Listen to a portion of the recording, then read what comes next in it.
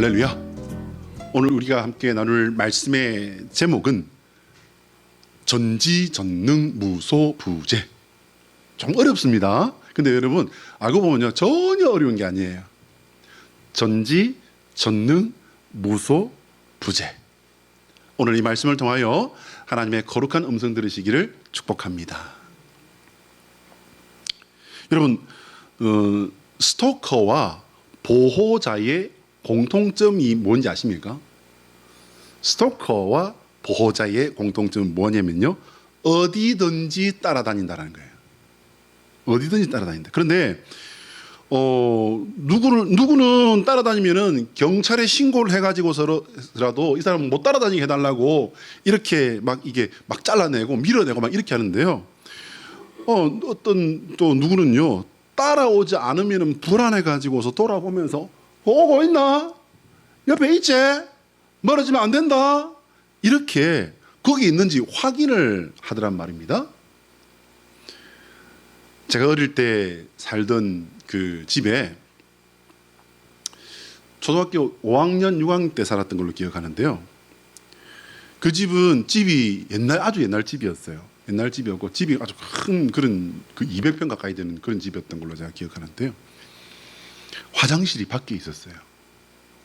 예, 화장실이 밖에 있으면 보통은 그걸 화장실이 안 하고 뭐라고 부르죠? 뒷간, 통시, 변소 뭐 이렇게 이야기를 하죠. 네, 화장실이라기보다는 뒷간이었습니다. 저녁에 이제 화장실을 가고 싶어지면요, 캄캄해지지 않습니까? 근데 그 집이 조금 외진데 있었어요. 부산 시내에 있었음에도 불구하고 감천고개라는 곳에 있는데, 지금은 거기 아파트촌이 됐지만 그때는 거기에 저희 집 그리고 옆에 이제 공장 몇 개 이러니까 이제 깜깜해지면은 아무도 없는 거예요. 이제 캄캄해지는데 어떻게 해요? 화장실을 가고 싶어져요. 그나마 소변이면 쫓아나가가지고서 쭉 밭이 있었으니까 거기다 어떻게 해결을 하고 들어가면 되는데, 이게 이제 다른 더 큰 일이면은 이거는 상황이 달라집니다. 참다가 다리가 이제 폐 꼬일 정도가 이제 딱 되게 되면은 그때 이제 부탁을 하는 거예요. 세야 하면 여러분 알아들으십니까?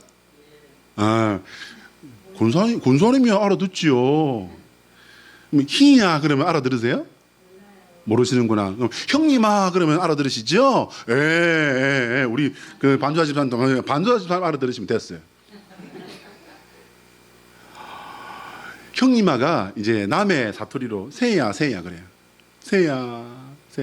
그럼 저희 형님은 귀찮으니까 안 해! 그래요. 저희 형님하고 저하고 4년 터울이거든요. 안 해, 싫어. 안 해, 그래. 죽겠다. 세야. 그러면은 에이씨, 가자. 근데 형하고 이제 다투기라도 하면은 어떻게 해요? 세야 그러면은 안 해. 딴 데 가버려요. 그러면 이제 어떻게 하냐면 이제 동생한테 지영아 죽겠다. 오빠 좀 따라가자. 그러면은 동생인데 따라가줘요. 그렇게 해서 어떻게 합니까? 여러분, 제가 화장실에 했습니까? 아니면 뒷간이라고 했습니까? 뒷간. 동시에 앉아가지고 이제 어떤 때는 초를 들고 가는데, 초를 들고 가는 때도 있지만 초 들고 가면 돼요? 안 돼요? 위험해요. 후레쉬를 들고 가요. 후레쉬를 들고 가는데 이렇게 여러분 기역자로 꺾어지는 후레쉬 있죠? 그걸 이제 들고 가는데 이걸 오래 쓰다 보면 어떻게 됩니까? 히리비리 해져가지고 이게 켰는지 안 켰는지. 근데 그게 문제가 아니에요. 밖에 이제 형이 있는지 없는지. 세야, 그 있나? 가면 안 된대. 알았다. 동생이 따라온 날은 재영아, 그 밖에 있나? 있지. 그 있으라. 같이 들어가자. 알았다. 여러분, 왜 그렇게 확인을 하고 부탁을 하고 그렇게 했을까요? 나를 지켜줄 거라고 믿는 마음이 있기 때문이 아닐까요, 여러분? 그냥 힘없는 어린 아이에게는 사실은 같은 형편인데, 믿는 마음 때문에 의지하는 마음이 생겨서 그렇게 하지 않았을까요? 네, 맞습니다. 반면에요, 스토커는요, 여러분 스토커 영어라고 뭐 어렵습니까? 여러분 이게 참 이런 게 있으면 안 되는데 뉴스나 이런 데서 스토커라는 말 가끔 듣지 않습니까? 아주 이게 좀 곤란한 사람들입니다. 어두운 밤에 길을 가는데 언제부턴가 누군지 모르는 사람이 뒤에 따라와요. 발자국이 이제 좀 신경이 쓰이기 시작했는데 그 발자국이 나를 따라 이게 추월해서 지나가지도 않고 그냥 따라오고 있는 거예요. 다음 날도, 그 다음 날도, 그리고 그 다음 날도. 결국 이제 저녁 식사하고 이제 산책 삼아 운동을 나가는 그거를 멈춰버리고 맙니다. 그런데요, 그것으로 이제 끝나면 좋은데 어떻게 합니까? 그 사람이 집 앞을 서성이는 겁니다. 그러다가 어떻게 알았는지 전화가 온 거예요. 여러분 스토크라는 그 말 자체가 아주 섬뜩합니다. 스토크라는 말을 국어사전에 찾아보면 어떻게 되어 있냐면요, 상대방의 의도와는 상관없이 상대방이 싫다 그래도요 나만 좋으면 돼 그러고 따라다니는 거예요. 고의적으로 쫓아다니면서, 그러니까 일부러 쫓아다닌다는 겁니다. 따라다니면서 상대방에게 위협을 가하는 사람. 아니 왜 그래? 내가 좋다고 그러잖아. 내가 당신 해친다고 그래? 사실은 해칠 수도 있으면서. 내가 좋다는데 한번 만나자는데 왜 그게 안 된다는 거야? 그리고 이제 막 아주 오래 알고 있던 사람끼리 의견이 안 맞아서 싸우는 것처럼 뭐 그냥 화를 내고 그러지 않습니까? 얼마나 황당할까요? 이런 사람을 반갑게 만나러 나가는 사람은 없을 겁니다. 당연히 싫어요. 그러지 마세요. 전화번호 어떻게 알았습니까? 다시 전화하지 마세요. 다시 전화하시면은 경찰에 신고하겠습니다. 여기 당신 전화번호 뜬 거 아시죠? 근데 여러분 전화번호 안 뜨게 하는 뭐 방법도 있다면서요? 근데 그렇게 하면은 끝난 줄 알았는데 그 뒷날부터 이게 웬일입니까? 회사를 따라옵니다. 퇴근 후에 이제 친구를 만나러 가는데 그 사람이 주변을 맴도는 게 보여요. 얼마나 스트레스가 되겠습니까? 결국 이제 경찰에 신고하고 법원으로부터 이제 이 사람은 내 주변에 얼마 안에는 오면 안 됩니다라고 하는 접근 금지 명령 판결까지 받아내지요. 이렇게 해서 끝나면 얼마나 좋겠습니까? 근데 여러분 왜 어떤 사람은 곁에 있는지 확인까지 해가면서 먼저 가면 안 된다, 같이 가야 된다, 내 옆에 있어야 된다 이렇게 확인까지 하고, 어떤 사람은 곁에 올까봐 신고하고 법원의 판결까지 받아가면서 접근하는 것을 이렇게 막을까요? 여러분 어떻게 생각하십니까? 단순히 낯설다고 그러는 것입니까? 아닐걸요? 여러분 보다 보면은 뭐 스토크도 친밀감이 생기지 않겠습니까? 심지어는 여러분 나를 납치한 사람에게 친밀감이 생긴다라고 하는 스톡홀름 증후군이라는 것도 있습니다. 그러니까 스토커도 뭐 잘 떠다 보면은 어딘가는 조금 더 장점도 있을 수 있을 것 같고 좀 친밀해지지 않을까요? 그렇지 않다는 거예요. 위험한 사람인 것을 직감했고 결국 그게 맞기 때문에 가까이 하지 않으려는 겁니다. 위험한 사람을 가까이 하면 어떻게 되는가? 결국 해를 당하게 되더라는 거예요. 데이트 폭력이다, 교제 살인이다. 여러분 이거 얼마나 끔찍한 이야기입니까? 근데 이게 있을 수 없는 일인데 근데 우리 주변에 뉴스에 가끔 이게 나오더라는 겁니다. 유익한 사람을 가까이 하고 위험한 사람을 잘 구별하는 성도 되시기를 축복합니다. 그리고 우리는요 어떤 사람에게든지 유익을 끼치는 선한 이웃이 되시기를 축복합니다. 근데 저는 얼마 전에 오해를 받았어요. 며칠 전에. 지난 주간에 이제 저녁을 먹고 이제 교회로 이제 걸어온다고 열심히 걸어오는데 앞에 가는 아주머니가 걸음걸이가 상당히 빨라요. 저도 이제 그날따라 좀 빨리 걸어서, 원래는 천천히 걷습니다. 식사를 하고 얼마 안 돼서 나오기 때문에 좀 천천히 걷는 편이에요. 근데 그날따라 제가 좀 빨리 걸었어요. 근데 제가 빨리 걸으니까 앞에 가는 아주머니가 더 빨리 가는 거예요. 막 이렇게 뛰다시피 가는 거예요. 그런데 여러분 제가 다리가 조금 길지 않겠습니까? 아주머니보다는. 당연히 제가 이제 추월을 하게 됐죠. 그러니까 이제 아주머니가 안 되겠다. 이 뒤에 오는 남자가 빨리 나를 따라오는 것 같다 싶었는데, 가까이 온 것 같으니까 어떻게 하냐면요. 신호를 이렇게 신호등 쪽으로 가버리더라고요. 근데 이렇게 딱 돌아서는데 누구였냐면요. 제가 지난번에 살던 집 2층 집 아주머니셨어요. 얼마나 무한하든지.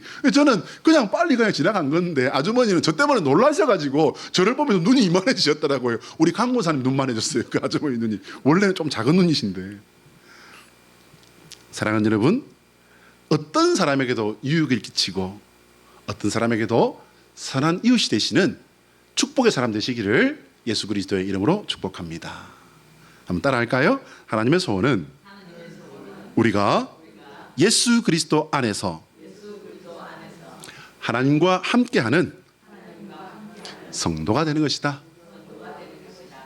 자, 시작. 하나님의 소원은 우리가 예수 그리스도 안에서 하나님과 함께하는 성도가 되는 것이다. 아멘. 할렐루야. 여러분, 임마누엘은요, 잘 아시는 바와 같이 하나님이 우리와 함께 계신다라는 그런 뜻이 되겠습니다. 임마누엘이 뭐라고요? 하나님이 우리와 함께 하시다. 이거를 좀 더 정확하게 대입을 하자면 어떻게 되냐면요, 하나님이 나와 함께 하시다로 말씀하셔야 맞습니다. 하나님은 나와 영원히 함께 하기를 기뻐하시는 나의 주님이심을 고백합니다. 오늘 본문 시편 139편은요 다윗의 시편이에요. 시편의 주인공은 하나님이신데, 이 시편을 짓는 사람을 주인공으로 한다면은 단연코 다윗만한 사람이 없습니다. 이제 오늘 139편의 1절부터 12절까지 우리 본문인데요. 근데 이 12절의 내용을 이게 분석을 좀 해보면요, 1절부터 6절까지 그리고 7절부터 12절까지로 이렇게 두 부분으로 나눌 수가 있습니다. 6절까지 내용을 보면요, 거기는 내용이 어떻게 되냐면 전지전능의 하나님이에요. 그럼 이제 7절부터 12절까지는 뭐가 될까요? 무소부재의 하나님이에요. 그게 저는 이렇게 정리가 됩니다. 그래서 이렇게 정해봤습니다. 그러면 전지전능이 뭔지 우리가 한번 짚어보고 가야 되겠죠? 전지전능이 뭐냐면요, 어떤 사물이라도 잘 알고, 뭐든 잘 알고 모든 일을 다 행할 수 있다. 이분에게는 불가능이란 자체가 없다. 또 그런 능력을 말하는 것입니다. 1절에서 6절까지 다윗은 여호와 하나님께서 전지전능한 분이다라고 이렇게 노래를 하고 있습니다. 근데 이게 단순한 노래가 아니에요, 여러분. 노래가 아니고 찬양이에요. 그분을 향한 고백이에요. 우리가 배워야 할 그런 내용인 것입니다. 다윗이 그러면 왜 하나님을 모든 것을 아시고 모든 것이 가능한 분이다라고 이렇게 말씀했을까요? 그걸 이제 좀 살펴보겠습니다. 1절부터 6절까지 하나님은 보호자이신가 스토커인가를 내 고백을 찾아내셔야 돼요, 여러분. 내 고백을 한 화면에 담아봤는데요. 이렇게 보시면은요. 자, 여러분 보시기 바랍니다. 제가 읽어드릴 테니까요. 색깔을 칠해놓은 걸 갖다가 구분해서 이렇게 보시면은 조금 더 우리가 이 말씀이 입체적으로 설명이 되겠습니다. 제가 읽어드립니다. 여호와여, 주께서 나를 살펴보셨으므로 나를 아시나이다. 주께서 내가 앉고 일었음을 아시고 멀리서도 나의 생각을 밝히 아시오며 나의 모든 길과 내가 눕는 것을 살펴보셨으므로 나의 모든 행위를 익히 아시오니 여호와여, 내 혀의 말을 알지 못하시는 것이 하나도 없으시니다. 다 아신다는 거예요. 주께서 나의 앞뒤를 둘러싸시고 내게 안수하셨나이다. 이 지식이 내게 너무 기이하니 높아서 내가 능히 미치지 못하나이다. 자, 여러분, 우리가 말씀을 읽을 때 이렇게 중요한 부분이 뭔지 나름대로 찝어보시는 게 굉장히 이게 도움이 많이 됩니다. 자, 여러분, 여기서 다윗은요, 하나님께서 늘 자기를 바라보시며 자기를 아시는 분으로 이렇게 고백을 하고 있어요. 자, 다윗이 하나님께서 자신에 대해서 뭘 알고 계신다고 이렇게 말합니까, 여러분? 이거 보셔야 돼요. 1절에 보시면요, 다윗 자신을 안다는 거예요. 자, 여러분, 자기 자신을 아는 거요, 이거 굉장히 어렵습니다. 어쩌면 사람들이 살아가면서요, 가장 안 되는 게 자기 자신을 아는 거예요. 남을 아는 건 쉬울 수도 있어요. 거기에 비하면. 그죠? 남한테 대해서 오해도 할 수 있고 그렇지만은요. 남을 아는 거, 남을 분석하는 거, 남에 대해서 이렇고 저렇고 말하는 것보다 내 자신에 대해서는요. 제가 가끔 말씀드립니다만은 방어 기제라는 거. 그러니까 나를 합리화시키는 그런 자동 장치가 내 안에 있기 때문에 생각 속에 그 장치가 있기 때문에 자신에 대해서 객관화시켜서 정확하게 내 장점은 무엇이고 단점은 무엇이고 내 말에 대해서 이것은 잘못되었고 이것은 내가 좀 더 좀 주장해도 되겠다. 여러분 이렇게 생각을 해내는 사람은요 굉장히 드뭅니다. 자기를 안다는 거예요. 그런데 하나님께서 뭐 어떻게 하신다고요? 나를 아신다는 거예요. 이거는 하나님께서 이렇게 생각할 수도 있고 저렇게 생각할 수도 있고 그 말을 한 게 아니에요. 하나님은 정확하게 아십니다. 사람은 오해할 수도 있고 속을 수도 있고 속일 수도 있지만 하나님은 속아요? 안 속아요? 속이세요? 안 속이세요? 하나님께는 거짓말이 없습니다. 하나님은 오히려 거짓말을 미워하십니다. 2절에는요. 다윗의 안고 일어섬을 아시고 생각을 하신다는 거예요. 여러분 그냥 그 표면 보이는 거 이거 정확하게 아는 것도 어렵지만요. 가장 어려운 건 뭡니까? 생각이에요. 생각. 안에 속 사람을. 이런 사람 있지 않습니까? 저 사람은 참 무서운 사람이야. 왜요? 속을 알 수가 없어. 이런 사람 있지 않습니까? 그런데요. 하나님은 그런 거 없다는 거예요. 생각을 아신다는 거예요. 3절에는요. 심지어 가장 개인적인 행동인 눕는 것을 아신다는 거예요. 할렐루야. 그뿐 아닙니다. 여러분 4절에 보시면요. 더욱 깊은 것을 아신다고 다윗이 이제 고백을 하고 있습니다. 다윗의 혀의 모든 말을 알지 못하심이 하나도 없습니다. 라고 이렇게 고백을 하고 있어요. 여러분 같은 말도요. 듣는 사람에 따라서 오해를 해서 관계가 틀어질 수가 있습니다. 특별히 한국말은 굉장히 어렵지 않습니까? 아이고 배야. 그러면 배가 아프단 말이에요? 아니에요 여러분. 저 앞에 있는 배를 보고서 아이고 저건 배야 라는 거예요. 그런 식입니다. 한국말이란 것이. 잘 지냈어? 그러면요. 잘 살았어야 하는 거겠습니까? 아니면은 너 얼마 전에 고민했다더니 그거 해결되었어? 라는 겁니까? 여러분 그거는 그 두 사람만 아는 말이잖아요. 그런데 그 두 사람끼리도요. 어떻게 할 수 있습니까? 오해 생길 수 있습니다. 잘 지냈어? 그러면은 야 그러면 네 생각에는 내가 잘 못 지내는 것이 보이니? 그러면 지난번에 그 고민이 아직도 있어가지고 내가 그냥 전전긍긍하고 살기를 원하는 거니? 너 나를 축복하는 사람이 아니구나. 네 마음 이제 알았다. 아니 그게 아니고 알았다고. 알았다고. 그게 아니라고. 알았다고. 그게 기란 말이에요? 아니란 말이에요? 아니라고 하는데도 어떻게 해요? 내가 그렇게 알아들었으니 그 생각이 옳다는 거예요. 그럼 그게 아니었던 사람은 어떻게 됩니까? 속이 터져 죽지요. 속이 터집니다. 여러분 사람의 말은 그렇습니다.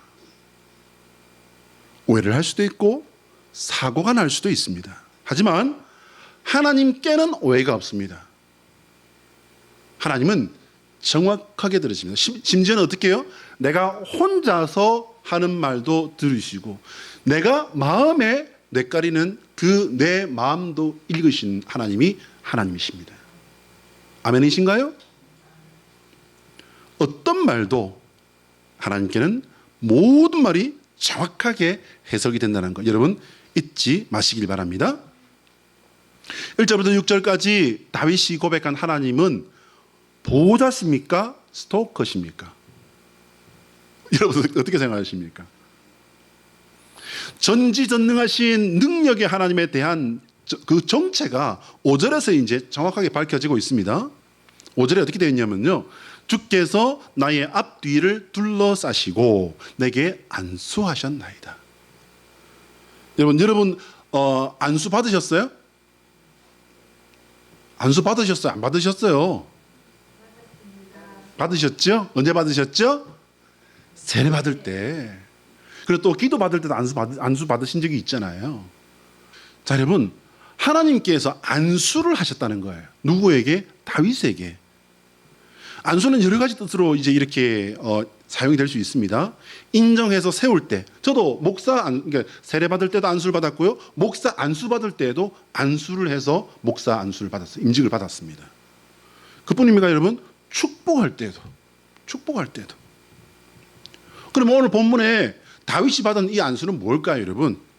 보호한다, 축복한다라는 내용입니다. 오늘 본문 1절부터 6절까지 하나님은 다윗을 너무나도 잘 아시는 분이라고 합니다. 그냥 아시는 것이 아니라 그래서 하나님은 다윗을 살피시며 보호하시는 분이세요. 물어볼 필요도 없어요. 다윗이 하나님 그거 있니까? 정말 어떻게 이럴 하나님이 계신다면 어떻게 이럴 수가 있어요? 나한테 하나님이 계시다면 어떻게 이런 일이 일어날 수 있습니까? 기도를 해도 하나님 졸고 계십니까? 어떻게 내가 그렇게 기도를 해도 하나님은 들은 척 만척 하십니까? 어떻게 그러실 수가 있어요? 내가 주일 어떻게 얼마나 열심히 지켰는지 아시잖아요. 기도 얼마나 많이 했는지 하나님 다 들으셨잖아요. 그런데요, 하나님 왜 안 들어주시는 거예요? 그럼 하나님이 게을러서 안 들어주십니까? 기억하시기 바랍니다. 하나님은 그걸 들어주신 것보다 안 들어주심으로 더 안전하게 하시고 그것을 좀 더 지체시킴으로 말미암아 더 선한 길로 우리를 인도하시는 하나님이심을 믿으시길 바랍니다. 다윗은요, 하나님께서 이렇게 자신의 모든 것을 보시고 모든 것을 아시는 것이 너무 신기해서 어떻게 그런지를 알 수 없다라고 이렇게 말을 합니다. 저는 이 말이 정답이라고 생각합니다.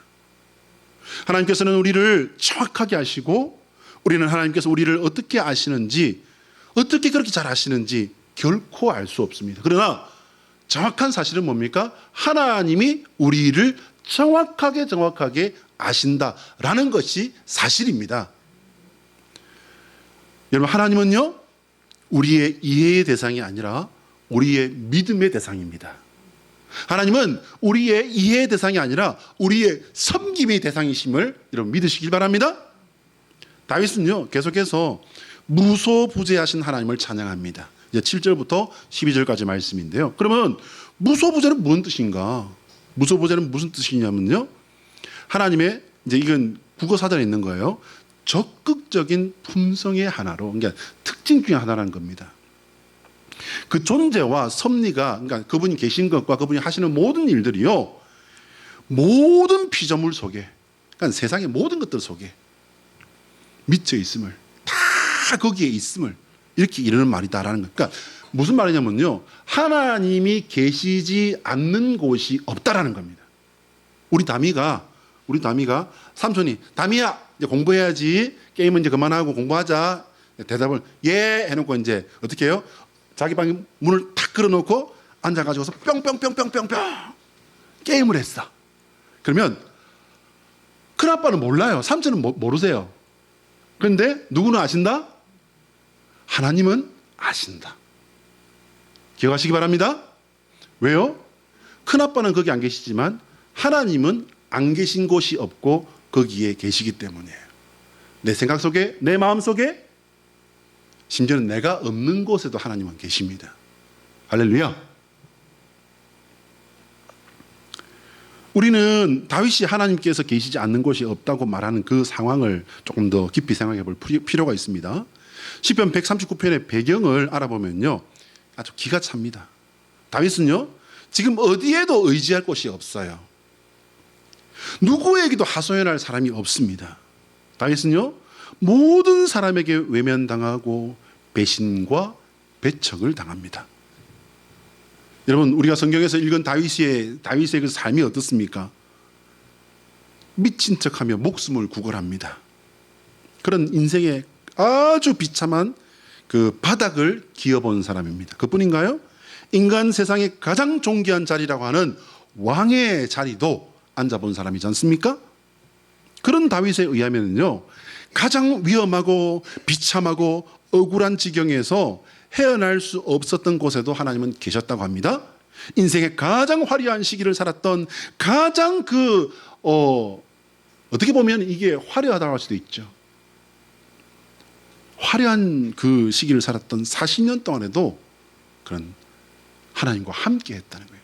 아니, 하나님께서 그와 함께 하셨다는 거예요. 대체 여러분 어떻게 이럴 수가 있단 말입니까? 다윗이 목숨을 구걸하며 비참한 삶을 살아갈 때 하나님은 그를 벌하시는 분이셨습니까? 벌을 하시려고 함께 하셨습니까? 다윗이 화려한 왕궁에 40년을 살아가면서 여러분 현대의 사회학자들, 정치학자들도요, 성경에서 가장 정치를 잘했던 사람을 꼽아라 그러면 누구나 다 솔로몬을 꼽을 것 같은데 그렇지 않다는 거예요. 다윗을 꼽습니다. 그렇게 왕으로서 정치를 잘하고 잘 다스렸던 이 다윗이 그러면 잘했으니까 하나님께서 그 다윗을 복을 주시기 위해 그와 함께 하셨을까요? 다윗에 대해서 우리는 그래도 어느 정도는 알고 있습니다. 굳이 이것을 이제 우리가 조금 더 나아가서 구별을 해본다면요, 반대예요. 반대. 다윗이 그 비참한 광야의 삶을 살아갈 때 하나님은 다윗을 지키며 인도하시며 보호하시며 그리고 위로하시는 위로자셨습니다. 반대로요, 왕궁의 화려한 그 삶을 살아가는 동안에 하나님은 다윗에게 당신의 종을 보내셔서 경고하셨습니다. 너 정신 차려? 너 그러면 안 돼? 경고하셨습니다. 그리고 뭘 주셨습니까? 벌을 주셨습니다. 어마어마한 정말 혹독한 벌을 주셨습니다.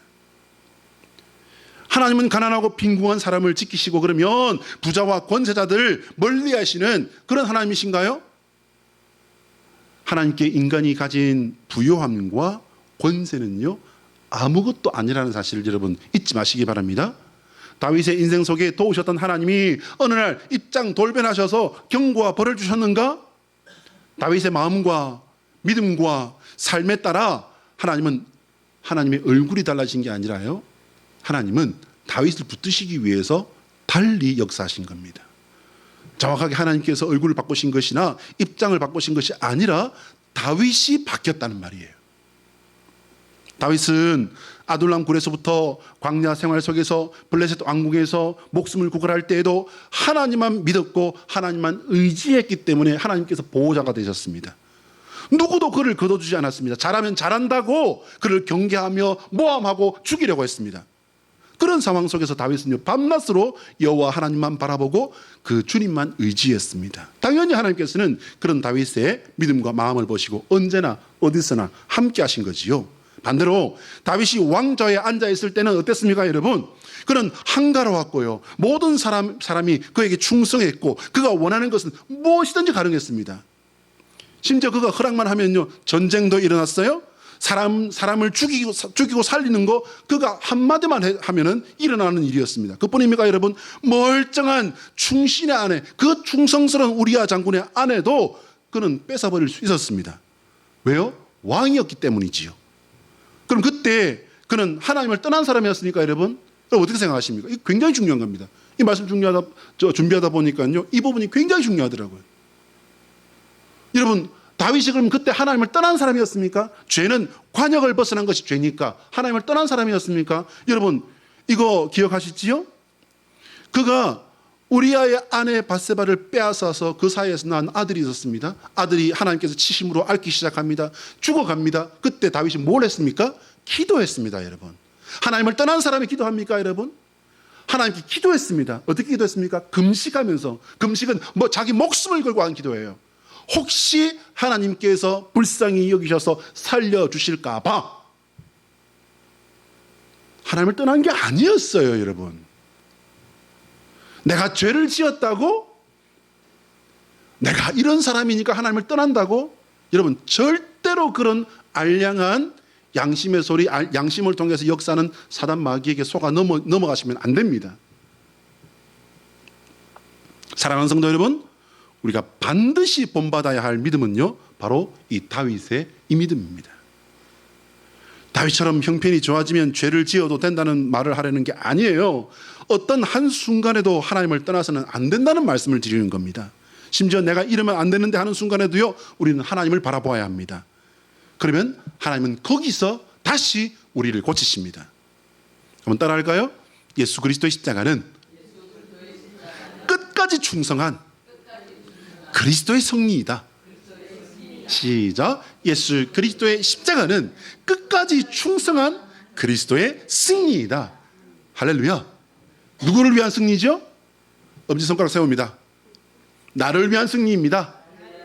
나를 위한 승리입니다. 할렐루야. 사랑하는 성도 여러분, 잘 생각해 보시기 바랍니다.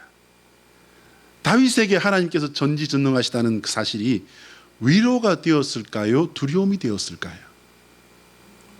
어디든지 계시지 않은 곳이 없다는 그 무소부지하신 하나님이 여러분 위로가 되었을까요? 두려움이 되었을까요? 어떻게 생각하십니까?